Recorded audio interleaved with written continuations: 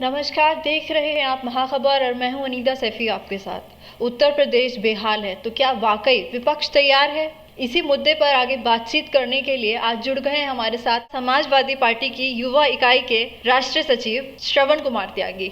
तो चलिए बात करते हैं और जानते हैं उनसे, क्या वाकई उनके पास कोई रणनीति है? नमस्कार। तो क्या वाकई आप लोगों के पास युवाओं को रिझाने के लिए और 2022 में वापस सत्ता में आने के लिए कोई रणनीति तैयार है या अभी भी सपा बेहाल है? अभी सपा बेहाल नहीं, सत्ता बेहाल है और प्रदेश बेहाल है। और आपने जो मैं चाहता था कि आप सवाल करें उसी सवाल को आपने पूछ लिया युवाओं के बारे में। अभी रिसेंटली रात आपने देखा होगा, कल एक पार्टी का, मैं सीधा उसी जो मुद्दा आपने रखा युवाओं वाला मैं उसी में बोलूँगा। कल आपने देखा होगा समाजवादी पार्टी के द्वारा, हमारे राष्ट्रीय नेता के द्वारा एक निर्देश मिला कि 9:09 तक 9 बजे से सही 9 मिनट के लिए तमाम हमारे युवा जो बेरोजगार हैं, युवाओं की बात हम करते हैं, जो युवा आज बेरोजगार है, जो अनएम्प्लॉयमेंट पिछले सारे इतिहास के रिकॉर्ड तोड़ चुका है, उत्तर प्रदेश ही नहीं पूरे देश में, उन युवाओं ने हमारा साथ दिया। तमाम उत्तर प्रदेश के युवाओं ने बत्तियां बंद की, टॉर्च लेकर के, मोमबत्तियां लेकर के समाजवादी पार्टी को अपना समर्थन दिया। तो ये दिखाने के लिए काफ़ी है कि समाजवादी पार्टी की तरफ आज का युवा रोजगार को लेकर के बहुत भरोसे के साथ हमारे नेता को देखता है। और हम भी दिलाते हैं भरोसा आप लोगों को कि समाजवादी पार्टी का जो इतिहास रहा है, स्वास्थ्य, शिक्षा और रोजगार, जो हमारी नीति रही है, हम उसी पे काम करेंगे। और आज उत्तर प्रदेश के युवाओं की नज़र में यदि विकल्प कोई है तो समाजवादी पार्टी है, हमारे नेता अखिलेश यादव है। आप बहुत भरोसे के साथ ये बात कह रहे हैं कि लोगों के पास विकल्प समाजवादी पार्टी है, लेकिन एक टाइम ऐसा आया कि जब समाजवादी पार्टी उत्तर प्रदेश में बहुत अच्छे वोट नहीं निकाल पाई, अपने काम का प्रचार नहीं कर पाई उस तरीके से, जबकि काम आप लोगों ने बहुत किया है। अब फिर बात ये भी आ जाती है कि क्या वही जो एक पार्टी का हाल है जिसमें परिवारवाद आ जाता है, और काफ़ी, क्या वाकई उस इधर भी परिवारवाद है? क्या वाकई आप लोग भी सेल्फ सेंट्रिक हो गए हैं? ये सवाल भी आपने अच्छा पूछा। जो हमारे ऊपर परिवारवाद का जो आरोप लगाते हैं लोग, मैं भाजपा की ही बात करूंगा। मैं रहने वाला हूं नोएडा का। मेरी कर्म भूमि है मुरादनगर विधानसभा, जहां से मैं चाहता हूं कि मैं अपनी पार्टी को रिप्रेजेंट करूं। मैं पार्टी की युवा इकाई का नेशनल सेक्रेटरी होने के साथ साथ प्रदेश के कोने कोने में जाता हूं, बल्कि देश के कोने कोने में जाता हूं। लेकिन परिवारवाद की बात जब जहां आती है तो ये सवाल सिर्फ हमसे क्यों होता है? ये सवाल भाजपा से हो? हमारे ही देश के रक्षा मंत्री के बेटे हमारे ही नोएडा से विधायक हैं, ये परिवारवाद नहीं है। हमारे ही देश के गृह मंत्री के बेटे बीसीसीआई के चेयरमैन हैं, ये परिवारवाद नहीं है। तो सिर्फ परिवारवाद का जो हमारे ऊपर आरोप लगता है, हमारे नेता ने संघर्ष किया, कैपेबिलिटी थी, यूथ को साथ लेकर के चले, इस मुकाम पे हैं, सक्षम थे, इसमें कहीं कोई परिवारवाद की बात नहीं है। तमाम मैंने देखा है ऐसे नेताओं के बेटों को भाजपा के अंदर जिनमें कोई सक्षमता नहीं है, उसके बाद भी वो पदों पर बने हुए हैं। तो परिवारवाद वाला जो आरोप हमारे ऊपर लगाते हैं उसमें कोई दम नहीं है। तो हर बार की बात है ये, हर बार ऐसा होता है। यूपी सरकार बदली गई है, जब भी कोई नई सरकार आई, चाहे कुछ भी कर लीजिए, वहाँ गुंडा राज और गुंडों का ही तंत्र चलता है। तो इस बारे में अगर आपको लगता है, आप इतनी कॉन्फिडेंट हो गई है सपा कि अब 2022 में आप चुनाव निकाल लेंगे, तो क्या वाकई हम समझ सकते हैं कि यूपी से गुंडा राज खत्म हो जाएगा या अभी भी इंतजार करना पड़ेगा? और आए दिन वहाँ से हर दिन कोई सा शायद ऐसा दिन जाता हो, इवन नोएडा की ही बात कर लीजिए जहाँ से आप आते हैं, वहाँ से भी अक्सर आजकल तो डकैतियाँ और इस तरीके की चीज़ हो रही कि रास्ते में चलते हुए कारोबारियों की लूटने की खबर आ जाती है। सुबह आप खोलेंगे न्यूज़ तो सबसे पहले न्यूज़ नोएडा की तरफ से यही आती है। आपने नोएडा की बात की तो मैं शुरुआत नोएडा से करूँगा। अभी परसों ही नोएडा में एक व्यापारी जो प्रॉपर्टी का काम करते थे, डालचंद शर्मा, और उनके एक साथी की हत्या कर दी गई। ये नोएडा की बात रही। उत्तर प्रदेश से पिछले 3.5 साल में यदि आप आंकड़ा निकालें, हमारा नहीं, अब जो सेंट्रल होम मिनिस्ट्री का आंकड़ा निकालें, तो सारे जो रिकॉर्ड हैं वो तोड़ चुकी है ये गवर्नमेंट। बिल्कुल जो कानून का राज, जो ज़रूरत है होने की, ख़त्म है। कहीं जनता पुलिस को मारती है। जो योगी जी की ठोको नीति पर मैं बात करूंगा, योगी जी ने एक नीति निकाली, ठोको नीति। अब ठोको नीति के तहत क्या है कि कहीं जनता पुलिस को मारती है, कहीं पुलिस जनता को मारती है, कहीं अपराधी पुलिस को मारता है। कानपुर वाला कांड आप याद कर लें। जी बिल्कुल याद। तो ठोको नीति के तहत ना अपराधों में कमी नहीं आई, लेकिन उस ठोको नीति का जो इस्तेमाल किया गया उसका इस्तेमाल हमने देखा पुलिस के ऊपर किया गया, अच्छा, पुलिस को, अपराधियों द्वारा। अच्छा, तो बहुत जगह ऐसा हुआ कि हमारे पुलिस के जवान मार दिए गए, और पुलिस को जो कार्रवाई उनके ऊपर करनी थी, हमने देखा कि पुलिस ने बहुत लोगों को फर्जी एनकाउंटर में मार दिया गया। ठीक है। तो ठोको नीति के तहत जो उन्होंने जो एक नई मुहिम चलाई, वो अपराध को रोकने की बजाय उसने अपराध को बढ़ावा दिया।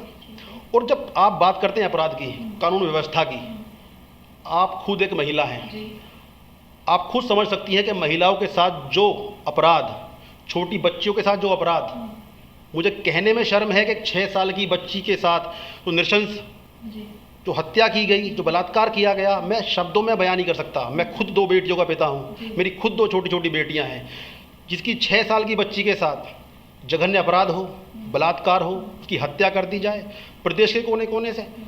एक पत्रकार की हत्या हो जाती है, आप खुद पत्रकार महकमे से हैं, आपके तमाम साथियों के साथ घटनाएं हुई, पत्रकारों को मार दिया गया। संजीत यादव एक युवा नौजवान अपहरण हो जाता है, पुलिस 30 लाख की फिरौती दिलवा देती है, ना फिरौती वापस आती है, अपना घर बेच करके गरीब मजदूर पैसा देता है, ना फिरौती आती है, ना बच्चा आता है। हमारे ही समाज का एक व्यक्ति विक्रम त्यागी, एक व्यवसायी, लॉकडाउन के बीच में उसका अपहरण कर लिया जाता है घर के बाहर से।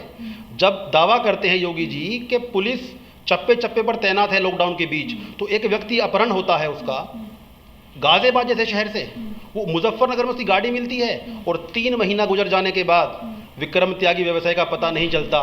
उसी बीच में एक पत्रकार की हत्या हो जाती है गाजियाबाद के अंदर, विक्रम जोशी पत्रकार की, और उसकी भांजी को छेड़ा जाता है, उसकी बेटी को छेड़ा जाता है, पुलिस मुकदमा दर्ज नहीं करती। ये कानून का राज है उत्तर प्रदेश में, कानून व्यवस्था ध्वस्त है। और योगी जी के राज में सबसे बड़ी, यदि कोई कील ठोकने का काम करेगा ताबूत में, तो एक कानून व्यवस्था करेगी। जो आज हमारा युवा परेशान है, उसके साथ अब घटनाएं होती हैं, महिलाओं की घटनाएं होती हैं, यहाँ बिल्कुल फेल है योगी सरकार, और इसी को लेकर के हम जनता के बीच ज़्यादा है। तो सर ये तो आरोप प्रत्यारोप है, ये तो चलता रहेगा, लेकिन आपके पास ऐसा क्या सॉलिड है? आपने अभी बात करी कि महिलाएं भी वहाँ सुरक्षित नहीं है। मेरा सवाल होने वाला था अगला कि अक्सर अभी 1 हफ्ते में 2 रेप के केस हो गए, लड़की को जला दिया, लड़कियां आत्महत्याएं कर रही हैं वहाँ पर। तो क्या वाकई आप लोगों के आने से मैं समझ सकूँ एक पत्रकार या एक महिला होने के नाते कि वहाँ मैं नोएडा या उत्तर प्रदेश जाऊँ तो मैं सेफ फील करूँगी? बिल्कुल जवाब दूंगा आपकी बात का। समाजवादी पार्टी के नेता और हमारे पूर्व मुख्यमंत्री अखिलेश यादव जी ने एक वुमेन हेल्पलाइन का उद्घाटन किया हमारी सरकार में। बहुत सारे फीडबैक आए उत्तर प्रदेश के कोने कोने से, महिलाओं ने उसको बहुत पसंद किया कि यदि हमें परेशानी होती है, रात के वक्त कहीं परेशानी होती है, तो पुलिस और वुमेन सेल हमारी मदद के लिए पहुंचती है। फिलहाल में हमारी शुरू की हुई तमाम योजनाओं को, तमाम वो व्यवस्थाएं जो हमने जनता को दी, हमारी एम्बुलेंस सेवा हो, हमारी वुमेन पावर लाइन हो, हमारी तमाम सेवाओं को बाधित करने का काम किया इस सरकार ने। तो योगी जी ने जो व्यवस्थाएं हमारे पूर्व मुख्यमंत्री ने हमें दी उत्तर प्रदेश में जनता की सेवा के लिए, कानून व्यवस्था कायम होने के लिए, उन सबको बदले की भावना से बदल दिया। हमने डायल 100 दिया, जो एक विश्व विख्यात एक प्रक्रिया थी, जिसकी विदेशों तक जिसकी तारीफ हुई, उसको बदल दिया। तो आप समझ सकते हैं कि हम प्रतिबद्ध हैं। यदि हमें जनता मौका देगी, और जनता बिल्कुल मौका देगी, जनता त्रस्त है, हम फिर पहले की तरह, आप आंकड़े उठा करके देख लें, उत्तर प्रदेश सरकार में जब हम लोग थे तो महिलाओं के साथ जो घटनाएं थी, बहुत छोटी घटनाएं थी, और बड़ी घटना यदि कहीं हुई तो हमने उसको सख्ती से निपटा, उस पर कार्रवाई हुई। और फिलहाल जो सरकार चलती है, कुलदीप सेंगर जैसे अपराधी के लिए प्रोटेस्ट करते हैं, उसके पक्ष में प्रोटेस्ट करते हैं भाजपा के कार्यकर्ता और सरकार के नुमाइंदे। ये सबसे बड़ा सवाल है। जब अपराधियों को आप संरक्षण देंगे, बलात्कारियों के पक्ष में आप जुलूस निकालेंगे, उनकी रिहाई की मांग करेंगे, तो आप कैसे दावा करते हैं कि उत्तर प्रदेश को आप महिलाओं के लिए सुरक्षित बनाएंगे? ये सरकार के ऊपर सबसे बड़ा सवाल है। आपने प्रोटेस्ट की बात करी, तो वहीं अभी हाल ही में हमने देखा कि आपके कई छात्र नेता थे और काफ़ी नेताओं ने प्रोटेस्ट किया, और इस बीच उन लोगों ने काफ़ी सक्रिय भी रहे वो। तो क्या वाकई जब आप लोग ग्राउंड पे जा रहे हैं और काम कर रहे हैं, इस तरह से अपना प्रोटेस्ट दर्ज करा रहे हैं, तो क्या वाकई इसका आपको लगता है कि कुछ निष्कर्ष निकल कर आएगा, या फिर ये भी पॉलिटिकल स्टंट है? देखिए, पॉलिटिकल स्टंट ये सब नहीं कह सकते। पॉलिटिकल स्टंट विपक्ष में जब हम लोग होते हैं तो विपक्ष की नैतिक जिम्मेदारी है कि जनता की जो परेशानियां हैं, जैसे कि मीडिया की नैतिक जिम्मेदारी है, हमारा जो लोकतंत्र है उसके सबसे जो 2 बड़े मजबूत स्तंभ हैं वो विपक्ष है। जो जनता की आवाज़ को सड़क के माध्यम से, सदन के माध्यम से उठाता है। और फिर सबसे बड़ी कड़ी है मीडिया, जो उस आवाज़ को सरकार के कान तक पहुंचाता है, जो उस आवाज़ को सरकार के पटल पर रखता है अपने माध्यम से। तो हमारी नैतिक जिम्मेदारी है कि हम सरकार जो बुनियादी ज़रूरतें, जो सुविधाएं, जो सरकार के वादे थे, जिनके प्रति सरकार की प्रतिबद्धता है, स्वास्थ्य, शिक्षा, रोजगार, कानून व्यवस्था, जहां इन सब मुद्दों पर सरकार फेल है, तो क्यों ना हम सरकार को चेताएं, क्यों ना हम जनता के हितों के लिए रोड सड़क के ऊपर आए। उसको लेकर के हमारे तमाम पार्टी के कार्यकर्ता, वो यूथ के हों, वो सीनियर लीडर्स हों, तमाम सड़क के ऊपर हैं। लेकिन अब सरकार का रवैया ये है कि इस आवाज़ को दबाया जाए। सरकार को लगता है इस आवाज़ को दबाया जाए तो हमारे तमाम छात्र नेताओं के ऊपर, हमारे तमाम फ्रंटियर विंग के नेताओं के ऊपर जो लाठीचार्ज सरकार करती है। उन्होंने कोई लूट नहीं की, उन्होंने कोई अपराध नहीं किया, उन्होंने अपना लोकतंत्र का जो अधिकार उनको है, उन्होंने सरकार से मांग की कि आप महिलाओं के प्रति जो घटनाएं होती हैं आप उन पर एक्शन लें। आप जो रोज़गार के सवाल आपसे करते हैं आप रोज़गार दें, आप विकास की बात करें। लेकिन सिर्फ और सिर्फ हम जातिगत या धार्मिक बातों में हम हमेशा बात करते रहें, मुझे लगता है कि ये बहुत ज़्यादा टाइम तक चलने वाली चीज़ नहीं है।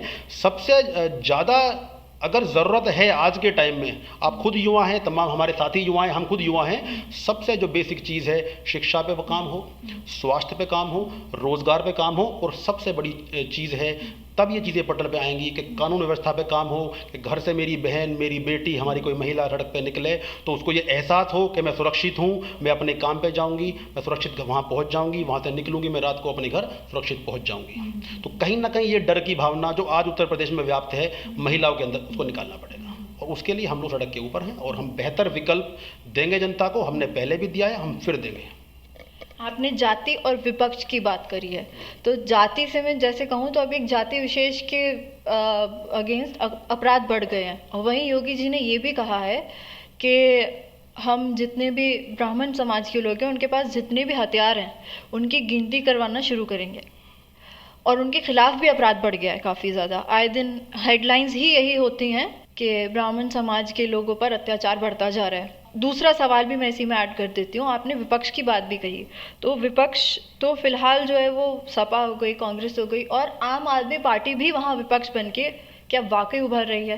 क्योंकि संजय सिंह, जब सदन की कार्यवाही चल रही होती है तो योगी जी उनका नाम बाकायदा लेते हैं और नाम लेने के बाद उनको कुछ अपशब्द बोल देते हैं, लेकिन उसमें कोई दूसरी पार्टी का नाम सामने नहीं आता। वहीं संजय सिंह कहीं कि कोई प्रोटेस्ट कर रहे हैं या कोई दूसरा काम कर रहे हैं तो उन्हें आराम से करने दिया जाता है, उन पर कोई रोक टोक नहीं है। तो इस बारे में क्या वाकई आप और आम आदमी पार्टी वो वाकई वहाँ पर विपक्ष बनने को तैयार है? मैं पहले आपके पहले सवाल का जवाब दूंगा, जो जातिगत बात आपने की। अपने ब्राह्मण जाति के खिलाफ जो एक आपराधिक माहौल उत्तर प्रदेश में तैयार हो, उस पर आपने सवाल किया, तो आपने बड़ा अच्छा सवाल किया, मैं उस पर आपका ध्यान ले देना चाहूँगा। ये हम नहीं कहते जी। ये सवाल हमारा नहीं है। नहीं, हम मीडिया भी नहीं कहती है, लेकिन से जैसी खबरें आती हैं लेकिन ये सवाल खुद ब्राह्मण समाज का है। अच्छा। ये सवाल as a Samajwadi Party leader मेरा नहीं है, हो सकता है ये सवाल आपका भी नहीं है। ठीक है। ये सवाल जो ब्राह्मण समुदाय है, जो ब्राह्मण समाज है, जिसने कहीं ना कहीं बहुत बड़ी संख्या में इस सरकार को बनाने में भूमिका अदा की, ये सवाल उस समाज का खुद है। समाजवादी पार्टी कभी जाति की बात नहीं करती, लेकिन यदि कोई जाति ये कहती है, कोई समाज ये कहता है कि हम शोषित हैं, हम पीड़ित हैं, समाजवाद का पहला नारा है कि हर शोषित और पीड़ित की आवाज़ को हम लोग उठाएंगे। ये हमारा इतिहास रहा है।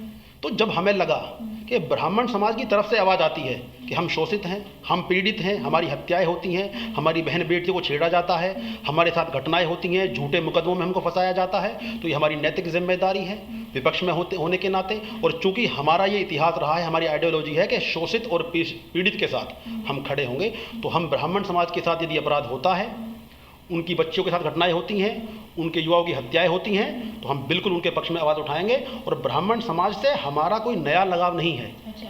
ब्राह्मण समाज से कोई नया लगाव नहीं है।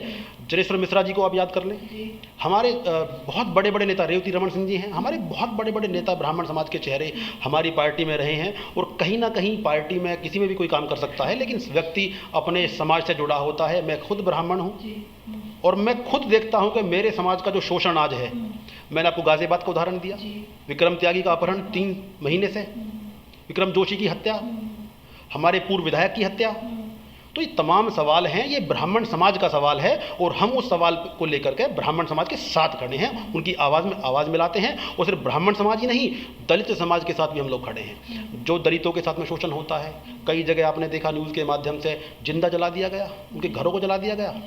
तो हमारी आवाज़ शोषित और पीड़ित के साथ है, वो ब्राह्मण समाज का व्यक्ति हो, वो दलित समाज का व्यक्ति हो। यदि किसी और अन्य जाति के व्यक्ति के खिलाफ भी घटना होती है तो हम उसके साथ भी आवाज़ उठाएंगे। आपका दूसरा सवाल, आपने विपक्ष की बात की, विपक्ष की भूमिका। तो यदि आप देखें तो विपक्ष की भूमिका में समाजवादी पार्टी के अलावा, अभी आपने खुद ही कहा कि हमारे ऊपर लाठीचार्ज हुआ, हमारे यूथ के ऊपर, तो ये बेहतर बताने के लिए बेहतर आपके पास एक ऑप्शन है मेरे पास के लाठीचार्ज किसके ऊपर होता है, जो जनता की आवाज़ को लेकर के सड़क के ऊपर आएगा। तो विपक्ष के रूप में अगर देखा जाए तो विकल्प वहाँ हम ही हैं। रहा आपने सवाल किया आम आदमी पार्टी का, लोकतंत्र है, हर पार्टी के नेता को अधिकार है जनता के बीच में जाए, अपनी आइडियोलॉजी रिप्रेजेंट करें, अपनी बातें रखें। लेकिन जनता ये मन बना चुकी है कि हमारे पास विकास के मुद्दे को लेकर के, कानून व्यवस्था को लेकर के उत्तर प्रदेश की राजनीति में सिर्फ एक विकल्प शेष है और उनका नाम अखिलेश है। ये मेरा नारा भी है। अच्छा। एक ही विकल्प शेष है, उनका नाम अखिलेश है। उसके अलावा जनता किसी विकल्प को नहीं देखना चाहती। और मैं दूसरी अदर पार्टियों की बात करूंगा, वो सब कहीं ना कहीं मैं समझता हूं सरकार की बी टीम के रूप में काम करती हैं, वोट कटवा पार्टी हैं। और वही मैं आपसे फिर दोहराना चाहूँगा, समाजवादी पार्टी एक बेहतर विकल्प है। और जनता पूरे तरीके से मन बना चुकी है कि 2022 में जो हमारा स्लोगन है 22 में बाइसिकल, जनता साइकिल को फिर लखनऊ में पहुँचाने का काम करेगी और ये हमें पूरा भरोसा है। तो 22 में बाइसिकल।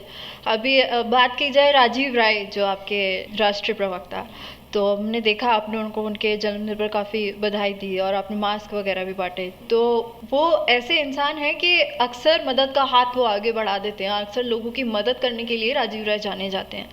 तो अभी फ़िलहाल ही बिजली यादव का उनको गोली मारकर उनकी हत्या कर दी गई, तो उनके बच्चों की पढ़ाई की जिम्मेदारी उन्होंने ले ली है। और इवन उनकी जो विधवा रही हैं उनके भी अकाउंट में कुछ पैसा आ गया, ऐसी खबरें आई थी। तो उनसे आप क्या सीखते हैं? आपने एक ऐसे व्यक्ति के बारे में मुझसे जिक्र कर दिया।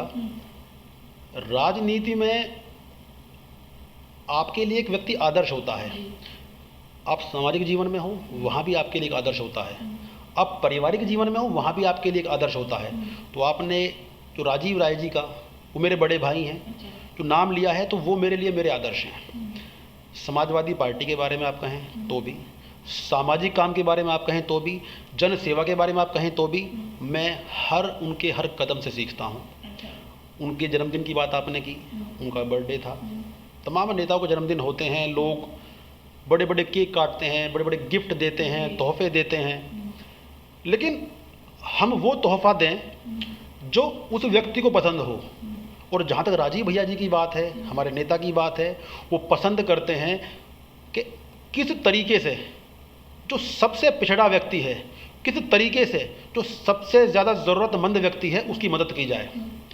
तो मुझे लगा कि उनका जन्मदिन है, जो वो करते हैं अपने रोज़ के जीवन में। आपने उदाहरण दिया बिजली यादव का, वो एक उदाहरण मात्र है। मैं आपका ध्यान ले जाना चाहूँगा, इसी लॉकडाउन के बीच में मलेशिया के अंदर उनके मऊ क्षेत्र के बहुत सारे युवा साथी फंस चुके थे। उन्होंने अपने खर्चे से, अपने सामर्थ्य से पूरी ताकत लगाई, उनको वहाँ से उनके घरों तक पहुँचाया। उन्होंने बेंगलोर में रहते हुए अपने क्षेत्र के तमाम गरीब लोगों के घर तक राशन पहुँचाया। उन्होंने हर दबे कुचले की आवाज़ को हमेशा उठाने का काम किया हमारे न्यूज़ चैनल्स के माध्यम से। तो उनका बर्थडे था, तो मैंने कोशिश की कि क्यों ना मैं उनको ऐसा तोहफा दूं जो उनकी आइडियोलॉजी को मैच करता हो, जो उनकी सोच को मैच करता हो, और उनके साथ साथ जो हमारी पार्टी की आइडियोलॉजी को मैच करता हो। तो हमारी पार्टी की आइडियोलॉजी है स्वास्थ्य, शिक्षा, रोजगार।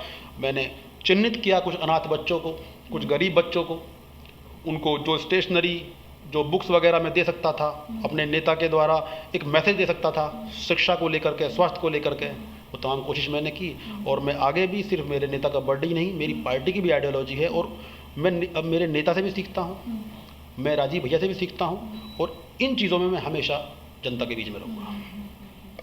बार बार आप विकास की बात, अभी बीच में जो हमारी बातचीत हुई उस पर आपने विकास के बारे में बात करी कि विकास होगा, हर जगह यही बात चल रही है। योगी जी कह रहे हैं कि उन्होंने वो फ्लाईओवर बनवा रहे हैं जिसको वो पूर्वांचल का सबसे बड़ा फ्लाईओवर कहने जा रहे हैं, और उसे नेशनल हाईवे से भी कनेक्ट करेंगे। तो इसका ग्राउंड पे कितना काम आप कह सकते हैं होने वाला है, क्योंकि आपकी सरकार ने भी कई हाईवेज बनवाकर उन जगहों का विकास किया। देखिए, योगी जी के बारे में बात करना, मैं समझता हूं कि उनको खुद नहीं पता वो कहते क्या हैं। अच्छा। ये मेरा मानना है। उनके पास विकास का कोई एजेंडा ही नहीं है, पहली चीज़। अच्छा। अगर एजेंडा होता, मैं क्लियर कट बोलूँगा, अगर एजेंडा होता तो 3.5 साल बाद भी समाजवादी पार्टी सरकार के विकास कार्यों के फीते नहीं काटते। अच्छा। तो योगी जी के बारे में मैं बात करूं विकास को लेकर के, तो ये दोनों पूरक चीज़ें हैं, कोई सिमिलैरिटी नहीं है। अब विकास के मुद्दे पर यदि बात करेंगे तो फिर अखिलेश यादव जी का नाम लेना पड़ेगा, जिन्होंने नोएडा के अंदर मेट्रो दिया, उसको कनेक्ट किया ग्रेटर नोएडा से। मैं गिना दूंगा आपको। जिन्होंने देश का सबसे लंबा एक्सप्रेसवे दिया, जो लखनऊ से लेकर के और आगरा तक, वो आगे जाएगा गाजीपुर तक। ये चाहते तो चला जाता, लेकिन इनके पास कोई विजन नहीं है विकास का। जिन्होंने नोएडा के अंदर, जो आरोप लगता था कि नोएडा में समाजवादी पार्टी काम नहीं करती, तमाम अंडरपास दिए, फ्लाईओवर दिए, ब्लड बैंक दिया। हमारे यहाँ सैमसंग का जो प्लांट लगा वो समाजवादी पार्टी सरकार की देन है। हमारे पास लखनऊ मेट्रो समाजवादी पार्टी सरकार की देन है। हमारे पास कानपुर मेट्रो समाजवादी पार्टी सरकार की देन है। मेरे पास तमाम काम हैं, सैकड़ों काम हैं जो मैं गिनवा दूंगा। आपका 4 लेन हाईवे है मुजफ्फरनगर से लेकर के पश्चिम क्षेत्र में सहारनपुर तक, वो समाजवादी पार्टी सरकार की देन है। तो विकास के मामले में यदि आप बात करेंगे तो सबसे पहला नाम आएगा अखिलेश यादव जी का।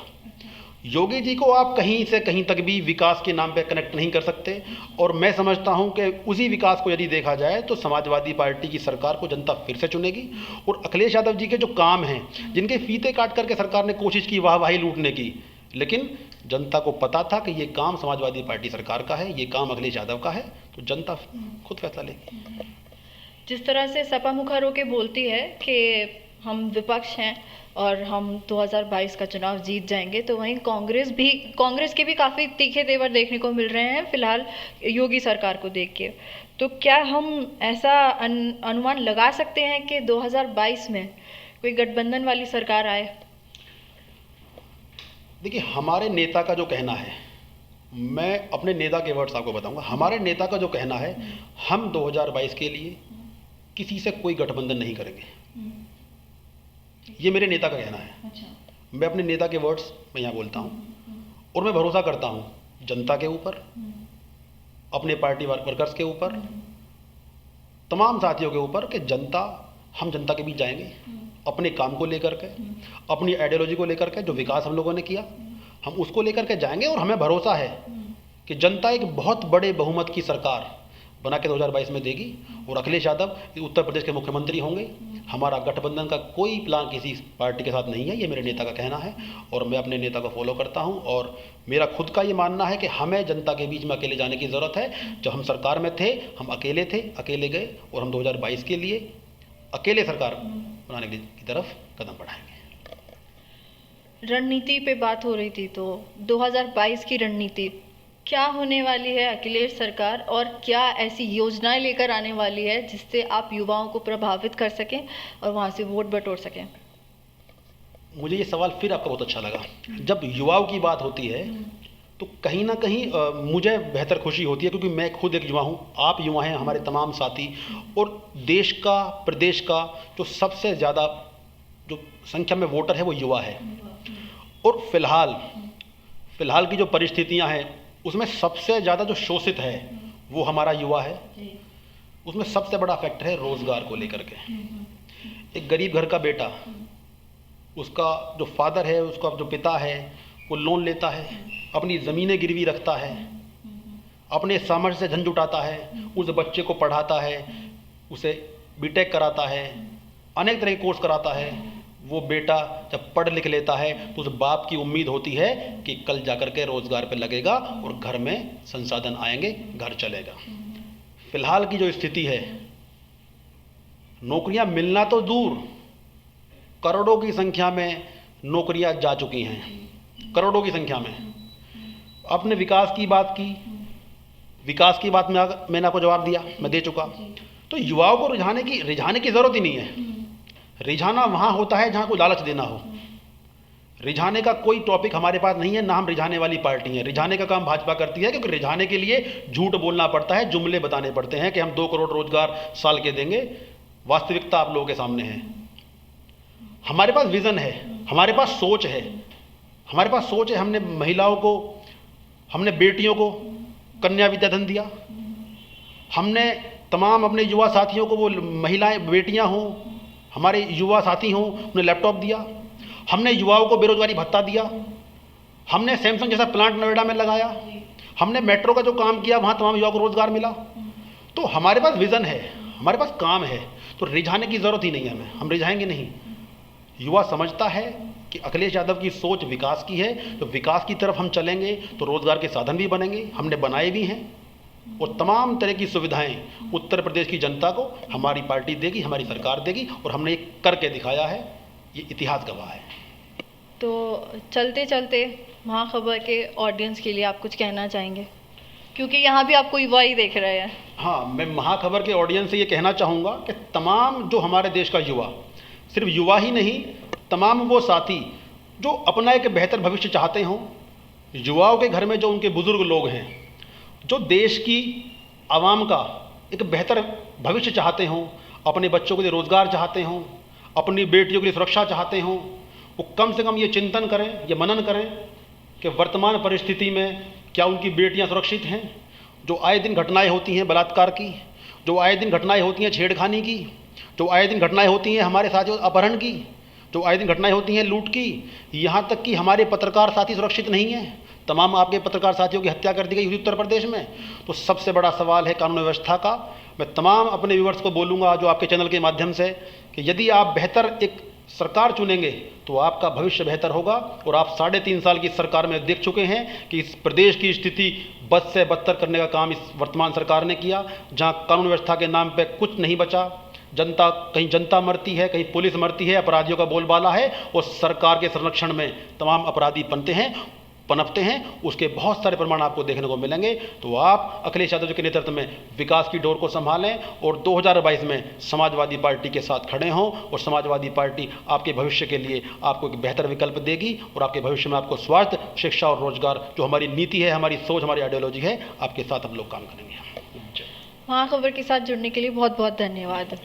अगर आप हमारी ये वीडियो YouTube पर देख रहे हैं तो महाखबर का YouTube चैनल लाइक और सब्सक्राइब करना ना भूलें, और अगर आप हमें Facebook पर देख रहे हैं तो हमारा Facebook पेज महाखबर ज़रूर लाइक करें। अगली बार आपसे फिर मिलेंगे। धन्यवाद।